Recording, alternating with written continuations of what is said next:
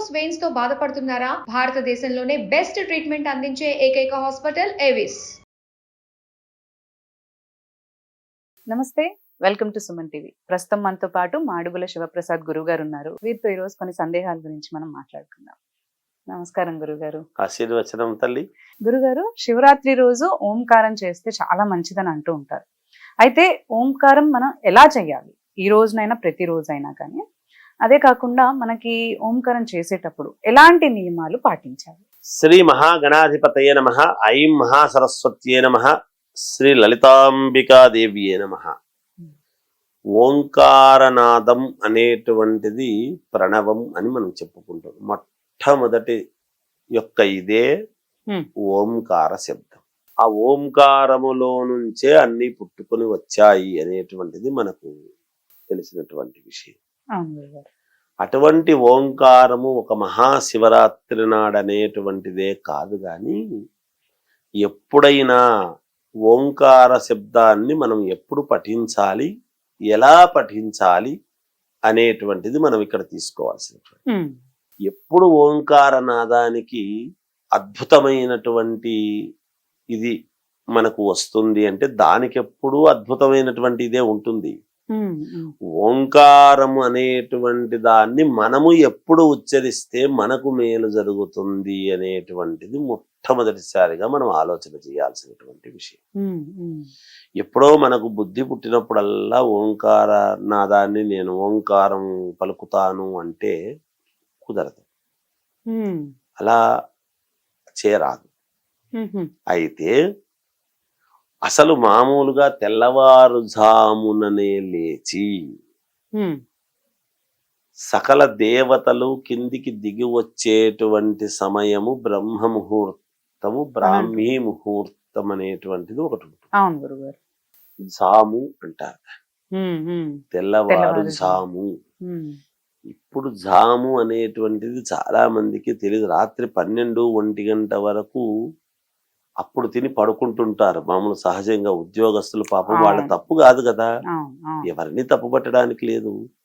పూర్వం అంతా కూడా మామూలుగా రైతాంగము మీద ఆధారపడినటువంటి వాళ్ళు కాబట్టి పొలాలకు వెళ్ళి రావడము, తెల్లవారుజామునే సాయంత్రానికి ఇంటికి రావడము, 4 గంటలకు స్నానం చేసి సుష్టుగా తిరిగి 7 గంటలకు పడుకోవడము జరుగుతూ ఉండేది. ఆ రోజు అందరూ కూడా పంటల మీద ఆధారపడినటువంటి. ఈ రోజు అనేక రకాల ఉద్యోగాల మీద ఆధారపడి ఉన్నారు. ఈ 24/7 అనేటువంటిది వచ్చింది సహజముగా. అనేక రకాల కంపెనీలు తెల్లవార్లు వర్క్ చేసేటువంటివి ఉన్నాయి.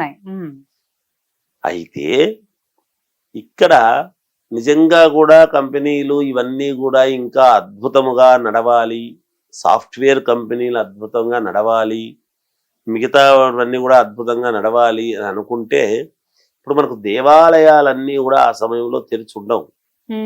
తెల్లవారుజామునే తెరుస్తారు దేవాలయాలు. అందుకని తెల్లవారుజామున ఎప్పుడైతే మనము స్నానము అనేటువంటిది చేసి ప్రశాంతముగా ఉన్నటువంటి సమయములో ఓంకార శబ్దము గనక మనము ఉచ్చరిస్తున్నాము అంటే ఆ చుట్టుపక్కల ఉండేటువంటి దుష్ట శక్తులు ఇవన్నీ కూడా మన చుట్టూ ఉండేటువంటి నెగిటివిటీ అనేటువంటిది, ఇంట్లో ఉన్న నెగిటివిటీ కూడా పోవడమే కాకుండా మన శరీరములో ఉండేటువంటి రుగ్మతలు, రోగాలు చిన్నవన్నీ కూడా వెళ్ళిపోవడానికి అవకాశం ఏర్పడుతుంది. తద్వారా ఆ నాదము వినటము వలన, ఆ నాదము మనము ఉచ్చరించటము వలన ఇల్లంతా కూడా ఓంకార శబ్దముతో నిండినటువంటి దాని వలన ఇంట్లో ఉండేటువంటి సకల దోషాలు కూడా పోవడానికి పరిపూర్ణముగా మేలు జరిగేటువంటిది అని శాస్త్ర ప్రామాణికం, శాస్త్రములో ఉన్నటువంటిది.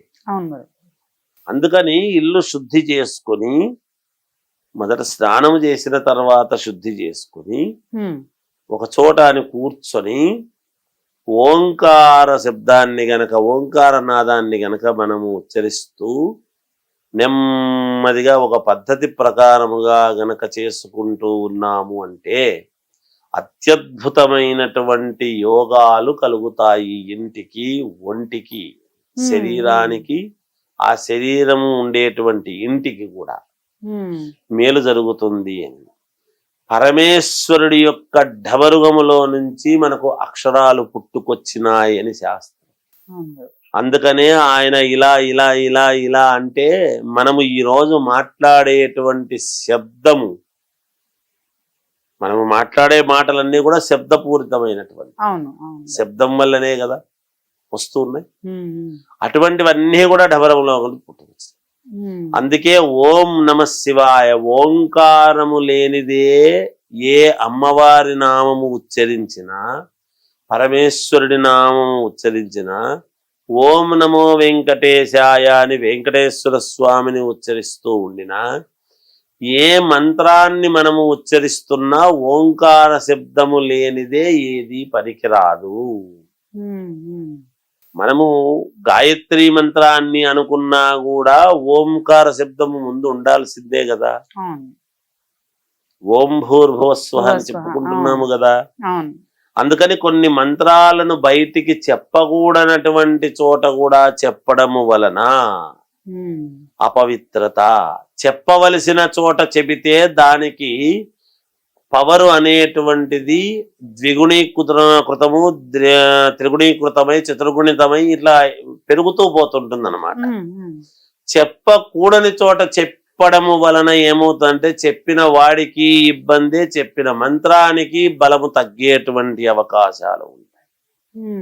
మరి ఉచ్చరించని చోట ఉచ్చరిస్తే ఏమవుతుంది?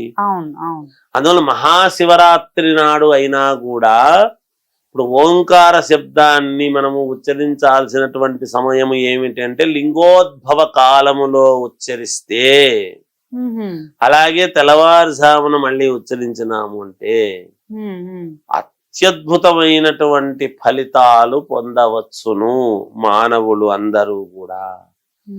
ఏవేవో వెంటబడి వెళ్ళక్కర్లేదు. లింగోద్భవ కాలములో గనక ఓంకారం శబ్దముతో ఎప్పుడైతే మనము పరమేశ్వరుణ్ణి ఆరాధిస్తామో, పరమేశ్వరుడి ముందు కూర్చొని చేస్తామో, మీరు ఒకసారి దేవాలయానికి వెళ్ళి ఒక్కసారి గంట కొట్టండి.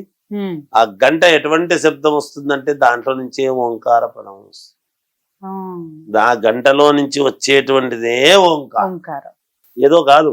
అందువలన మనం ఆ ఘంటానాదము ఎప్పుడైతే వినపడుతుందో యావత్ 84 కోట్ల జీవరాశులు అలర్ట్ అవుతాయి.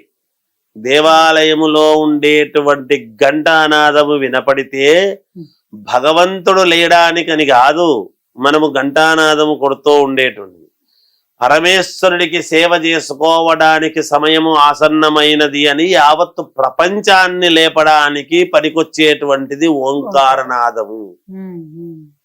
ఆ ఘంటానాదములో మొత్తము ఆ ఊరు జనమంతా లేస్తారు. ఘంటా శబ్దం వినపడంగానే, ఘంటానాదం వినపడంగానే కదా. అందువలన పరమ పుణ్యప్రదమైనటువంటిది, యోగవంతమైనటువంటిది ప్రణవనాదం అని చెప్పబడుతున్నది తల్లి. ధన్యవాదాలు గురుగారు.